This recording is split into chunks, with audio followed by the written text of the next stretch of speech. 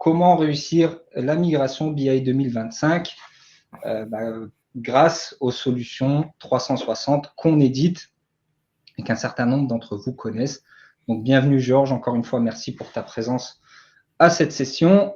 Un petit mot d'introduction pour ceux qui ne nous connaîtraient pas, même si je suis convaincu qu'un certain nombre d'entre vous nous connaissent déjà. Donc, moi, c'est Moufid. Je suis basé à Lille pour information, donc au siège social de la société. Ça fait un peu plus de 10 ans maintenant que je suis chez Wisdom, qui est anciennement GBN Smith, mais qui s'appelle Wisdom maintenant. Et je m'occupe principalement des partenariats chez Wisdom, donc, dont Decivision fait bien évidemment partie depuis des nombreuses années. Et je suis ravi d'accueillir donc mon ami Georges, que je vais laisser se présenter. Bonjour à tous, donc Georges Dumini, je suis l'ingénieur avant-vente de Decivision. Je suis aussi la voix off de Decivision sur tous les webinaires que nous animons à peu près toutes les 2 semaines. Je suis chez Decivision depuis à peu près une quinzaine d'années, et puis j'accompagne la force commerciale de Decivision dans toutes les avant-ventes, dans la démonstration des solutions Business Object et Wisdom. Et pour cela, aujourd'hui, je suis là pour effectivement démontrer toute la puissance des outils Wisdom. Parfait. Merci, Georges.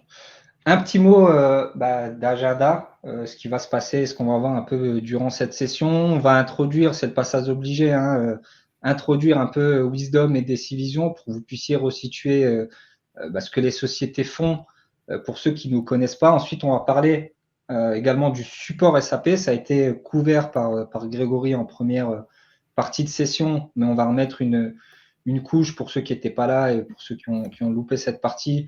Rapidement, les points de vigilance et ce qui n'est plus supporté en fait à partir de la BI 2025 et principalement les points de vigilance.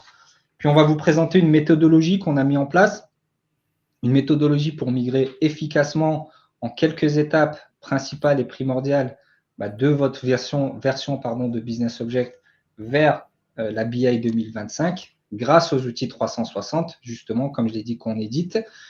Et ensuite, Georges vous fera une live démo de ces outils et vous montrera, entre guillemets, live tout ce dont je vais vous parler aujourd'hui. Donc, un mot sur Wisdom, pour ceux qui ne connaissent pas. Donc, on est éditeur de logiciels. Bien évidemment, on édite la suite 360 depuis quasiment 20 ans maintenant. Ça commence à remonter. Et on accompagne un certain nombre de clients, plus de 600 à travers le monde, principalement en France. Pas mal de références qui nous font confiance et qui utilisent les outils 360 dans leur vie quotidienne, on va dire, et dans leurs projets également, et notamment leurs projets de migration. Et je suis le plaisir d'accueillir donc Decivision, qui est une société partenaire, comme je l'ai dit, avec qui on travaille depuis de très nombreuses années, qui sont experts des solutions 360, mais qui ont aussi une expertise sur pas mal de domaines. Donc, sur l'analytics, quand on parle d'SAP, bien entendu, ça va couvrir SAP Business Object et SAP Analytics Cloud. Une expertise sur les ETL également, avec l'ETL de SAP, bien évidemment, Data Services, mais on peut mentionner également Azure Data Factory et Talend, et une expertise sur du Data Warehouse et du Cloud, avec le nouvel outil d'SAP, donc SAP DataSphere, pour lequel on a pas mal de retours positifs de nos clients, mais ils ont également une expertise sur du Snowflake et sur d'autres technologies que vous avez à l'écran. Donc, Decivision, c'est une offre, bien entendu, globale. Ils font bien évidemment de la prestation sur toutes les technologies qu'on a évoquées. Ils sont capables de vous accompagner dans vos projets. Ils font de la formation de la même manière sur les outils qu'on a évoqués. Ils sont capables de revendre les licences également SAP, BobJ, Analytics Cloud, etc. sans problème. Et ils sont également centre de support agréé SAP Business Object. Et un dernier mot sur Decivision, ils sont présents un peu partout en France. Vous avez ici le détail des agences, donc ça couvre quasiment 100% du territoire français, avec l'agence principale qui est à Toulouse, si je ne me trompe pas, mais ils sont également à Paris, à Nantes, à Bordeaux, à Lyon. Voilà, donc vous avez ici les coordonnées de Decivision si besoin. Un mot maintenant sur le support SAP. Bon, j'invente rien, ça a été présenté par Grégory en introduction. Voilà tous les éléments de vigilance à avoir quant à la fin de support en fait, de ces éléments avec la BI 2025. Les principaux, et Grégory en a parlé, Lumira Discovery qui va être remplacé par SAC ou Webi, de la même manière pour Analysis for OLAP. Mais j'aimerais insister en fait sur les deux derniers éléments dans ce tableau, donc l'UDT qui va être remplacé bien évidemment par l'IDT, mais surtout les UNV qui vont être arrêtés d'être supportés au profit des UNX. Donc de la même manière, Grégory l'a dit en introduction, ça va être un projet à prendre en compte à part entière avant de migrer en BI 2025. La première étape, ça va être de migrer vos UNV en UNX. Et on a aussi la problématique des UNX multisources qui ne seront plus supportés, qui deviendront obligatoirement du single source. Donc j'en profite ici pour, avant de parler de la méthodologie, n'hésitez pas encore une fois à poser vos questions. On les prendra au fil de l'eau, comme on a fait depuis le début. Donc un mot sur la méthodologie, comme on l'a dit en introduction, donc on a travaillé sur une méthodologie pour migrer efficacement vers la BI 2025. Donc c'est ce que vous avez ici à l'écran, ce que vous avez sous les yeux. Ici, c'est une version un peu simplifiée de cette méthodologie pour les besoins, bien évidemment, de l'événement et pour les besoins de la démo. Mais on est en train de travailler sur un guide de migration détaillé qu'on pourra vous mettre à disposition si vous le souhaitez. Donc, je n'ai pas de date précise à vous communiquer, mais tout devrait être prêt dans les prochaines semaines. Ce sera logiquement prêt au moment de la sortie BI 2025. Donc, tous ceux qui veulent, qui souhaitent recevoir en fait ce guide de migration, mettez en commentaire maintenant guide de migration et de la même manière, je vous les ferai parvenir personnellement dès qu'ils seront prêts. Donc, logiquement, c'est à ce moment-là qu'on voit une quinzaine, une vingtaine de commentaires qui disent guide de migration. Donc, n'hésitez pas, on vous les fera parvenir dans les prochaines semaines dès que ce sera prêt.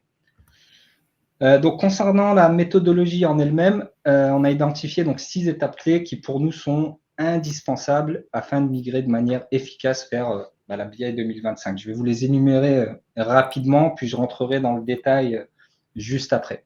Donc, la première étape, bien entendu, c'est le backup, donc la sauvegarde. Quand on commence n'importe quel projet, c'est primordial d'avoir une stratégie de sauvegarde efficace pour pouvoir revenir en arrière, faire du rollback en cas de problème. La deuxième étape, c'est une des plus importantes, c'est la phase d'audit. C'est ce qui va nous permettre de cadrer le projet et d'analyser l'existant sur notre environnement. Ensuite, on va avoir la phase de nettoyage. Ici, on va archiver, voire supprimer le contenu obsolète. On conseille plutôt d'archiver donc le contenu obsolète ou le contenu non utilisé. L'idée vraiment, c'est de réduire le périmètre de migration ici pour réduire les délais tout simplement et réduire les coûts par la même occasion. Et à ce stade, en fait, vous allez ensuite devoir convertir vos UNV qui seront plus supportés, encore une fois, convertir vos UNV en UNX, c'est l'étape numéro 4, l'étape de conversion. Puis vient la phase de repointage. Cette phase-là, elle va prendre, elle est énorme, elle va prendre un certain temps puisque on va devoir repointer les documents Webi vers ces nouveaux UNV, vers ces nouveaux univers UNX, pardon. Et puis, on va devoir repointer comme ça chacun des rapports. Ça peut être très long et très chronophage en fonction du nombre de rapports que vous avez, du nombre de requêtes présentes dans ces rapports. Ça peut être vraiment un projet à part entière. Et la dernière étape, c'est l'étape de validation. Donc, s'assurer que les rapports n'ont pas de régression avant et après la conversion de nos univers. C'est une première chose, mais également avant et après la migration. On va vouloir s'assurer que nos rapports sont les mêmes en 4.3 et donc en 4.3 quand ils pointaient vers les UNV et en BI 2025 quand maintenant ils pointent vers les UNX. Voilà pour la méthodologie. Je vais rentrer un peu dans le détail de chacune des phases. Donc, comme je vous l'ai dit, et comme vous le savez déjà, avoir une stratégie de sauvegarde efficace quand on démarre un projet, c'est hyper important parce que les migrations peuvent causer un certain nombre de problèmes. Si vous utilisez des VM pour vos sauvegardes, elles peuvent être corrompues. Donc, c'est important de pouvoir faire un rollback sur le contenu s'il y a le moindre souci. Et c'est là que 368 vous offre la possibilité de restaurer facilement des objets, même unitairement, et de faire un rollback efficace. Et on va assez loin puisqu'on couvre tout le contenu, y compris les documents personnels. Encore une fois, la théorie est là. Georges vous montrera la pratique. La deuxième phase, comme j'ai dit, la phase d'audit, elle va vous donner de la visibilité sur la plateforme en termes de volumétrie, mais également en termes de non-usage du contenu à différents niveaux, que ce soit sur les documents, sur les univers, sur les utilisateurs. Et on peut le faire parce que 360 est capable d'explorer, d'exploiter les métadonnées pour vous donner cette visibilité. Ça vous permet de cadrer votre projet, d'identifier le contenu déjà pas utilisé du tout, un rapport qui n'a jamais été ouvert ou très peu utilisé. Donc, ça nous permet d'avoir comme ça 2 phases de nettoyage. De la même manière, un rapport qui n'a pas été ouvert depuis plusieurs années, est-ce que ça fait vraiment sens de le migrer? Et ça nous permet comme ça de passer à la phase importante aussi, la phase de nettoyage pour réduire encore une fois, le périmètre. Donc, comme son nom l'indique, cette phase a pour but de réduire le périmètre et de raccourcir les délais. Et 360, ici, va vous permettre d'archiver le contenu en masse et de vous faire gagner énormément de temps sur cette partie-là avec un principe très simple. En 2 étapes, on va venir mettre un tag, un hashtag en fait, dans la description des objets qu'on veut archiver. Et puis, on va paramétrer une tâche qui va aller chercher, qui va scanner en fait notre périmètre, notre contenu et qui va aller chercher tout les éléments qui contiennent ce hashtag qu'on aura mis au préalable pour les archiver en masse, encore une fois. Donc, ça vous permet de gagner énormément de temps. L'étape d'après, c'est la conversion. Donc, la phase de conversion, on l'a évoqué aussi précédemment. Les UNV sont morts, donc longue vie aux UNX. Cette phase peut être assez problématique si vous avez beaucoup d'univers ou si vos univers sont très gros. L'IDT va avoir du mal à gérer ces 2 cas-là.